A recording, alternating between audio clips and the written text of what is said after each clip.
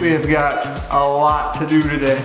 You saw I got the new wheels. I got tires mounted on them as soon as they came in. So those are good to go. And now I have a laundry list of things to do. I'm gonna try and get it. There's no way I can get it done today. I don't think so. But it'd be awesome if I could get it done by the weekend. So here's what we have. Install wheel studs. That shouldn't take too long. So we're installing wheel studs that I got from Apex. Shouldn't be too big of a job. That should be fairly easy. Then we have to install the strut reinforcements that I got for the front. I also got them for the rear too, so I'll probably do that since I'm gonna be doing everything anyway. So I have the reinforcements to install for the suspension. Then, what else do I have? Ooh, then I have the rear camber arms. That's gonna be the hardest thing, I think. Installing the rear camber arms looks like it's a bit of a job. So, have that to do. And then the slider for the Recaro seat that mounts to the E36 base that I have is coming in today. So, I'll be able to finish that as well. So, we have wheel studs, reinforcements, camber arms, Recaro seat. We got some stuff to do. I'm not gonna waste time with this. Let's get the wheel stud parts cleaned out. Alright, so the first thing I'm gonna do with these hubs is clean out the holes where the studs are going into. So it says just take a wire brush and just clean everything out. So I'm going to use a wire brush. Then I'm going to use some brake cleaner, spray it in there to make sure everything's cleaned out. Then it says to also use brake clean on the wheel studs as well because there's some sort of something on them to, I don't know, it just says to clean them with brake cleaner before installation. So clean out where the wheel studs are gonna go in the hub, wire brush, brake cleaner, and then clean off the wheel studs themselves. Not too difficult.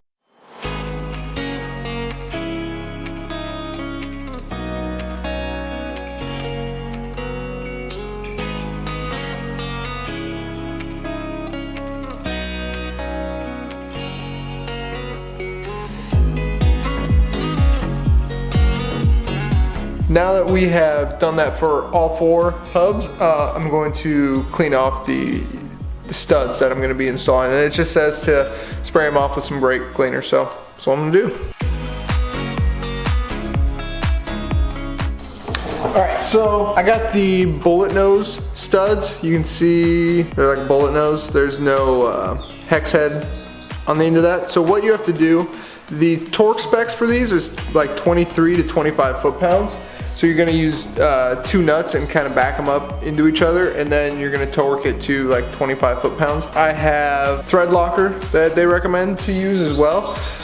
So again, 25 foot-pounds isn't much at all, but that's what they say. They say 25 foot-pounds, then when you torque your nuts onto your wheels, that should be like 80 foot-pounds, something like that. So this shouldn't be too hard. Oh, and they say to only add a little to the end and up here, up on the threads. So they say you don't need a lot of thread locker. And I know there's some debate between blue and red. Since I'm going to be replacing these, I went with blue because red, from what I saw really welds it on there.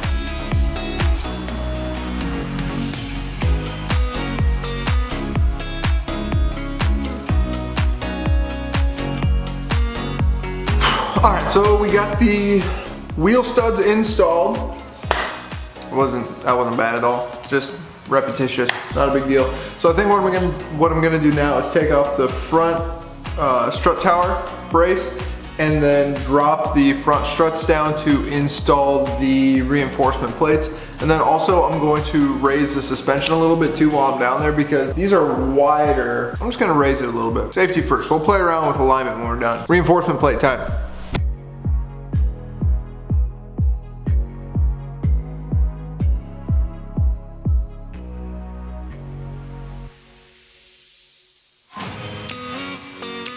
Battery died. Got the reinforcement plate put in there. You just have to drop the whole strut, so it's like 3 bolts. It's not a big deal.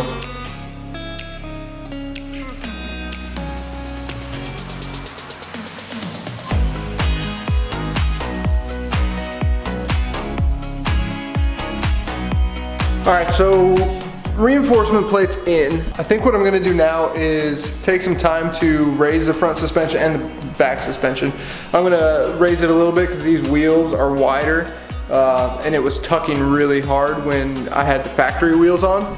So I'm going to take some time, measure out, we'll try and get them as even as possible when I raise it up, and then slap these wheels on and see what's going on. Since I'm getting the motor swap done in like a month, I may wait to put in the adjustable rear camber arms, just because I know that's a huge pain in the butt, and since they're already going to be dropping the rear diff anyway to put in the new transmission and everything, I may just have them do it when they get that there.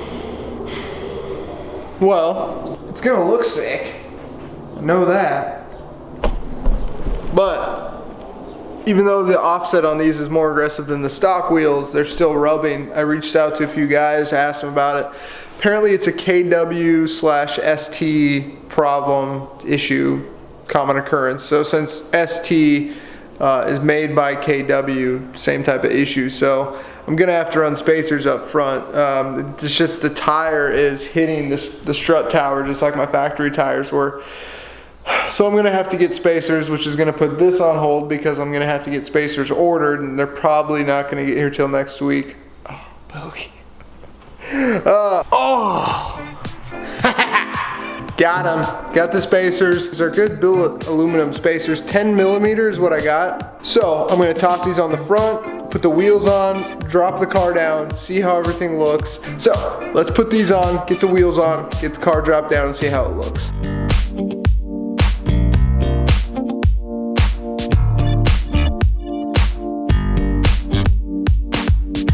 I can already tell you this is going to be close. So again, 10 millimeter spacers up front. Yeah, so 245/40 all the way around. So squared setup on 17/9 offset of 30. And I can already tell, gosh, it looks good though. It almost reminds me of my, I have an E36 competition pack M3. And that's really what this look reminds me of. Oh man. This is gonna be close. So I did raise the suspension on all four corners, so it should sit pretty high. Let's see how it looks.